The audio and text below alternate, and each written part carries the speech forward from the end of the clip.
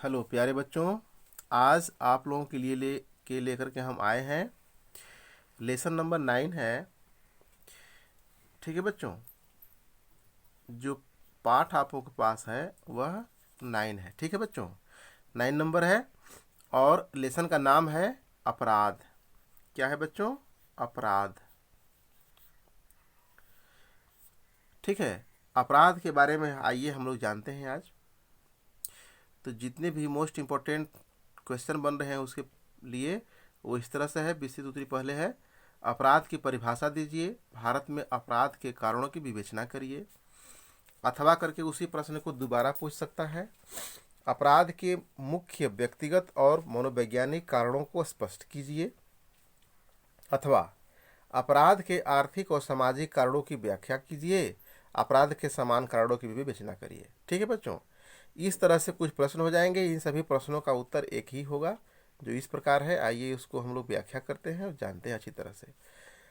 ठीक है, अपराध की परिभाषा क्या है? अपराध की परिभाषा, अपराध एक ऐसा कार्य है जो लोक कल्याण के लिए अहितकर समझा जाता है तथा जिसे राज्य के द्वारा पारित कानून द्वारा निषिद्ध अर्थात विरुद्ध है। ठीक है बच्चों, निषिद्ध कर दिया जाता है या उसको बिल्कुल वो क्या बोलते हैं कि पाबंद किया जाता है। इसके उल्लंघन कर्ता को दंड दिया जाता है।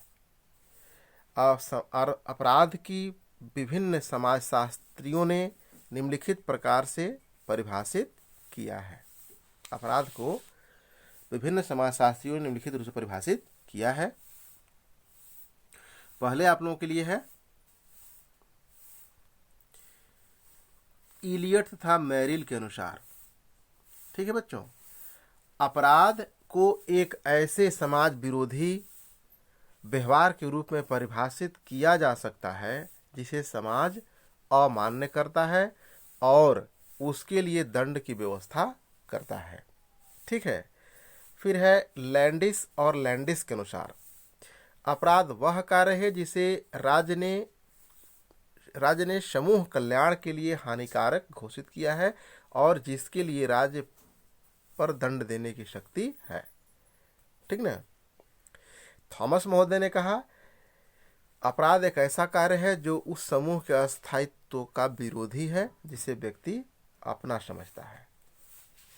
गिलिन तथा ग्रीन महोदय ने कहा कि कानूनी दृष्टिकोण से देश के कानूनों के विरुद्ध व्यवहारों को अपराध कहा जाता है। तो प्यारे बच्चों, इस तरह से उपर्युक्त परिभाषाओं से यह स्पष्ट हो जाता है कि अपराध की परिभाषा दो प्रकार से दी जाती है, जिसे समाजशास्त्रीय दृष्टि से, कानूनी दृष्टि से तथा सामाजिक कानूनी दृष्टि से परिभाषित किया गया है। किसी भी अपराध के लिए दो बातें होना आवश्यक है। सबसे पहले क्या है, आइए जानते हैं। सबसे पहला है वह कार्य समाज विरोधी समझा जाता है तथा उस कार्य को करने वाले को राज्य कानूनी दृष्टि से दंड देता है। ठीक है, अब आइए जानते हैं अपराध के कारण। अपराध के निम्नलिखित कारण उत्तरदायी हैं जो इस प्रकार हैं। आइए चलते हैं। ठीक है, पहला देखिए दिया हुआ है अपराध के व्यक्तिगत जैविकीय कारक। आइए देखते हैं यहाँ पर।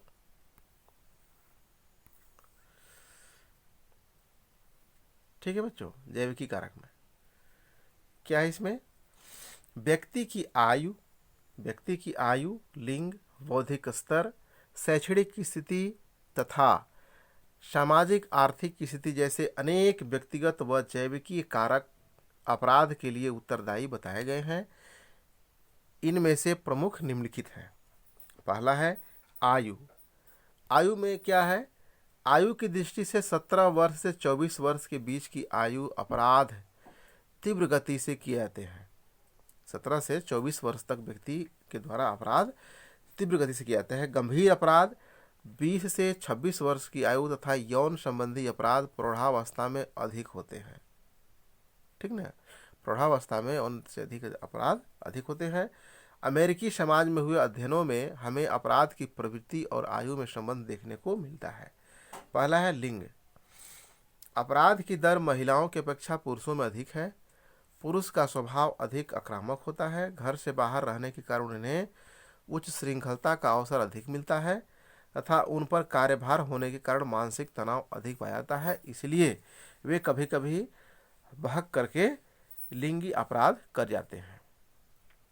ठीक है बच्चों, आगे है शारीरिक दोष। व्यक्ति का कोई शारीरिक दोष भी कई बार अपराध का एक कारण बन जाता है।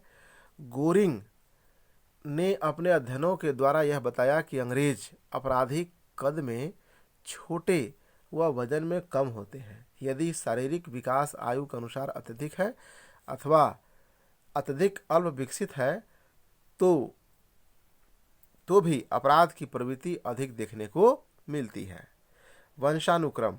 वंशानुक्रम भी अपराध का कारण है। बच्चा जन्म से ही अपराधी प्रवृत्तियां लेकर आता है। लैम्बोशो, गैरोफेलो, फेरी इत्यादि विद्वानों ने अपने अध्ययनों द्वारा अपराध में वंशानुक्रमण का महत्व स्पष्ट किया है। पहला है अपराध के मनोवैज्ञानिक कारक। मनोवैज्ञानिक कारक में क्या क्या है ये देखते हैं। पहला है मानसिक दुर्बलता। यदि कोई व्यक्ति मानसिक रूप से दुर्बल है अर्थात उसकी मानसिक दुर्बलता कम है, ठीक ना, अर्थात मानसिक रूप से दुर्बल है, बुद्धिहीनता है, तो वे अपराध के कारण बन सकते हैं, क्योंकि ऐसे व्यक्ति अच्छे और बुरे कार्यों में अंतर नहीं कर पाते। गोडार्ड महोदय ने कहा कि मानसिक दुर्बलता को अपराध का प्रमुख कारण बताया गया है, जबकि एडलर ने इसको विरोध करते हुए इस बात पर बल दिया कि अधिकांश अपराधी अपने बौद्धिक स्तर पर सामान्य व्यक्ति के समान होते हैं। संवेगात्मक अस्थिरता में संघर्ष। अगर कोई व्यक्ति अधिक रूप से संवेगात्मक रूप से अस्थिर होता है, उसका दिमाग सही ढंग से कार्य नहीं करता है, तो वे भी अपराधी प्रवृत्ति के हो जाते हैं। अगला है मानसिक बीमारियां। अनेक मानसिक बीमारियां भी अपराधी प्रवृत्ति को प्रोत्साहन देती हैं। हीन मनोवृत्तियां, हिस्टीरिया, मीनिया इत्यादि मानसिक बीमारियां भी अपराध के लिए उत्तरदायी होते हैं। अगर इस तरह के मानसिक अक्षमता में लोग अगर ग्रसित हैं तो वे सब अपराधी हो सकते हैं। ठीक है बच्चों, अगला है अपराध के सामाजिक कारण। अपराध के सामाजिक कारण क्या क्या हो सकते हैं आइए जानते हैं। सेकंड पैराग्राफ में भी होगा। ठीक है, अपराध के सामाजिक कारण। तो अपराध के सामाजिक कारण में देखिए क्या है। अपराध के सामाजिक कारणों में हम निम्नलिखित दशाएं सम्मिलित कर सकते हैं। पहला है परिवार। बच्चे के सामाजिक तथा व्यक्तित्व के निर्माण में परिवार का महत्वपूर्ण योगदान होता है। यदि परिवार न हो तो किसी भी बालक या किसी भी बच्चे का संपूर्ण विकास नहीं हो सकता।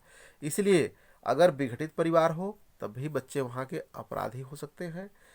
घर अगर नष्ट हो, अगर पति पत्नी में झगड़ा होता हो, ठीक ना, या पति पत्नी में से दोनों में किसी का मृत्यु हो चुका हो, तलाकशुदा हो, कोई परित्याग कर दे दूसरे को पति पत्नी में से, तो उसके जो बालक होंगे वे शुरू से ही गार्जियन अर्थात अभिभावक के अनदेखे में रहने के कारण वे सब क्या हो सकते हैं, अपराधी हो सकते हैं।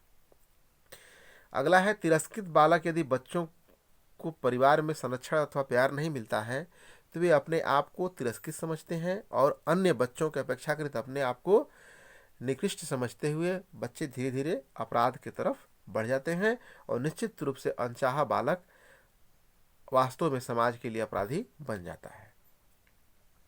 अनैतिक परिवार। यदि परिवार के सदस्य अनैतिक कार्यों में लगे हुए हैं तो उनका बच्चा पर बहुत बुरा प्रभाव पड़ता है। वे सब 67% बच्चे अपराधी हो जाते हैं, ठीक ना, और 67% अपराधी लड़कियां अनैतिक परिवारों से आती है। आगे है अनुचित पारिवारिक नियंत्रण। यदि सदस्यों पर परिवार का नियंत्रण ठीक से नहीं है तो उसके भी बच्चे पर बुरी आदतों का साया पड़ जाएगा और वे सब अपराधी हो सकते हैं। शिक्षा क्या है। शिक्षा का भी अपराध से संबंध स्थापित किया गया है। शिक्षित व्यक्ति अधिकतर नियोजित अपराध करते हैं, जबकि अशिक्षित क्रूर अपराध अधिक करते हैं और सरलता से पकड़े जाते हैं। अगला है धर्म। धर्म का नियंत्रण आज प्रायः समाप्त होता जा रहा है तथा आज धर्म के नाम पर सांप्रदायिकता का जहर पिलाकर अपराधों एवं गैर कानूनी कार्यों को प्रोत्साहन मिल रहा है। ठीक है बच्चों, अगला है बुरी संगति। बुरा पड़ोस में लोग रह रहे हैं तो वे सब भी अपराध की तरफ और सदस्यों को कर देते हैं। अगला है सांस्कृतिक संघर्ष। सांस्कृतिक संघर्ष सांस्कृतिक मूल्यों में परस्पर विरोध तथा सांस्कृतिक विलंबन में समाज में अव्यवस्था लाता है और अपराधी प्रवृत्ति को जन्म देता है। अगला है चलचित्र। चलचित्र को भी आज के युग में मनोरंजन की दृष्टि से प्रमुख स्थान प्राप्त है, फिर भी बच्चे उसमें पढ़ करके अपराधी होते जा रहे हैं। ठीक है बच्चों, अगला है समाचार पत्र। तो समाचार पत्र में देखिए क्या है,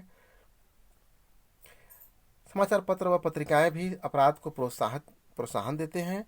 प्रायः समाचार पत्रों में अपराध संबंधी घटनाओं को बढ़ा चढ़ाकर प्रस्तुत किया जाता है, जिससे रोचक ढंग से प्रस्तुत किया जाता है कि इस पर लोगों का बुरा प्रभाव पड़ता है और लोग अपराधी हो जाते हैं।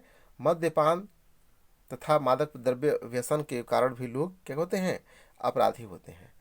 ठीक है बच्चों, तो इस तरह से क्या हुआ, आप लोगों के लिए यह अपराध के लिए हुआ। और इसमें दिया है अधिकतर मद्यपान की बुरी आदतों, संगति, अनैतिक विघटित परिवार होने के कारण तथा मानसिक तनाव में पड़ने के कारण मद्यपान व्यक्ति, परिवार, समुदाय तथा समाज को प्रत्यक्ष रूप से प्रभावित करता है।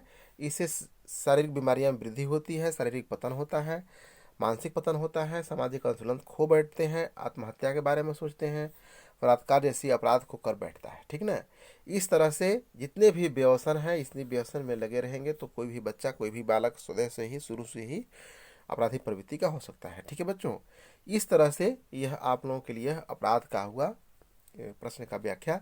तो प्यारे बच्चों, मिलते हैं नेक्स्ट सेकेंड क्वेश्चन के साथ। तो प्यारे बच्चों, चैनल को सब्सक्राइब कर दीजिएगा। ठीक है, बेल आइकन को आप लोग प्रेस कर दीजिएगा ताकि आपको नोटिफिकेशन सबसे पहले मिले। ठीक है, तो आज के क्लास को इतने में समेटते हैं, चलते हैं बच्चों, बाय बाय।